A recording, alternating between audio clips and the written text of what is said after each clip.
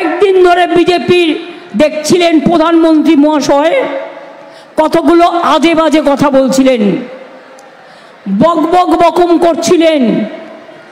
পরিকল্পনা ছিল তার পেছনে, পরিকল্পনাটা আজকে ক্লিয়ার হয়ে গেছে। একটা পরিকল্পনাটা কি, বারবার বলেছে যে মুসলিমরা নাকি জিতে গিয়ে তপশিলীদের সংরক্ষণ তুলে দেবে। বলেছিল কি বলেনি? বলেছিল কি বলেনি? হিন্দু মুসলমানে ভাগাভাগি করে দিচ্ছেন দেশের প্রধানমন্ত্রী, সারা বিশ্ব শুনলে নিন্দা করবে। এবং এইটাই আজকে কোর্টকে দিয়ে করিয়েছে। কোর্টের সবাই খারাপ নয়, আমি কোর্টকে সম্মান করি, কিন্তু যে ব্যক্তি এই রায় দিয়েছে যে ওবিসি রিজার্ভেশন থেকে মুসলিমদের বাদ দিতে হবে, আমি তাদের রায় মানি না, আমি মানব না। ওবিসি রিজার্ভেশন চলবে, এর জন্য উচ্চতর কোর্টে যেতে হলে যাব। এরা আমায় চেনে না যে আমি মাথা নত করার লোক নই। আমি বারবার বলেছি, কেন মুসলিমরা তপশিলীদের চাকরি কাটতে যাবে, তাদের রিজার্ভেশনে ভাগ বসাবে? ওদের এত খারাপ ভাবার কোনো কারণ নেই, তুমি পছন্দ করো না বলে।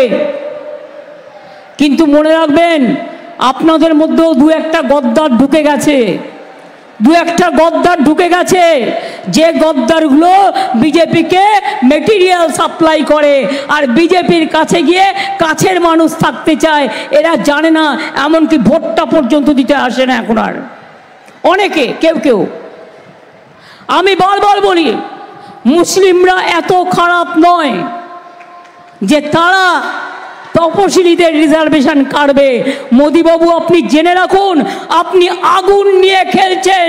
তপশিলীদের রিজার্ভেশন আপনি ক্যান্সেল করবার চেষ্টা করছেন, আপনাকে করতে দেব না। আপনি মুসলিমদের নামে দোষ দেবেন না।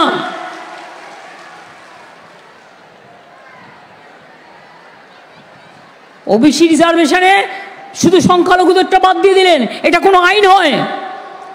আইনে কখনো ডিসক্রিমিনেশন হয় না। আমিও অ্যাজ এ লয়ার আমি আমার ভার্সন বলছি, আমার ওপিনিয়ন, এটা হতে পারে না। 2012 সাল থেকে চলছে একটা আইন, আর একজন বিচারক মহাশয়, কেউ রিটায়ার করে বলছে আমি আরএসএসে ছিলাম, কেউ বলছে আমি আরএসএসের, কেউ বলছে আমি বিজেপির। এই দিয়ে মানুষের বিচার হবে কোত্থেকে? মানুষের বিচার হবে না এ দিয়ে। আমি পরিষ্কার আপনাদের বলেছি, আমরা যখন ওবিসি রিজার্ভেশন করেছিলাম, আমরা আইন মেনে করেছিলাম, আমরা সার্ভে করেছিলাম, এবং সার্ভে করে উপেন বিশ্বাস তখন সেই কমিটির চেয়ারম্যান ছিল। মনে রাখবেন, আমরা একটার পর একটা কমিশন থেকে রিপোর্ট এনে করেছিলাম। তখন কোর্টে কেস হয়েছিল, কোর্টে হেরে গিয়েছিল বিজেপি, তখনও সিপিএম কোর্টে কেস করতে গিয়েছিল, হেরে গিয়েছিল। আজও জেনে রাখুন, জনতার ভোটে আপনাদের হারিয়ে আপনাদের দাবি আমি মানব না, মানব না, মানব না।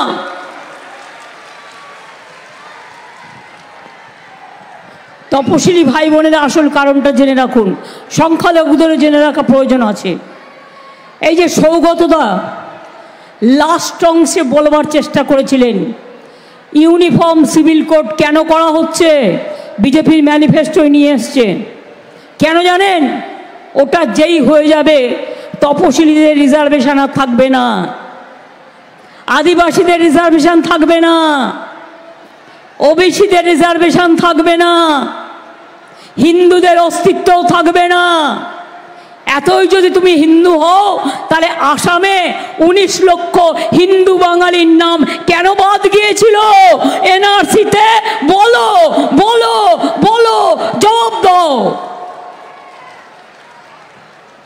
আসলেন মোদি বাবু তপশিলীদের রিজার্ভেশন কেটে নিতে চায়, আমরা কাটতে দেবো না। সংখ্যালঘুদের ওবিসি রিজার্ভেশন কেড়ে নিতে চায়, আমরা কাটতে দেব না। ওরা আদিবাসীদের অস্তিত্ব কেড়ে নিতে চায়, আমরা কাটতে দেব না। ওরা ইকোনমিক ব্যাকওয়ার্ড ক্লাস, আমার এখানে তাও আছে, তাদেরও আমি সম্মান দিই, তাদেরটাও কাটতে দেবো না, সাধারণ মানুষেরটাও কাটতে দেবো না।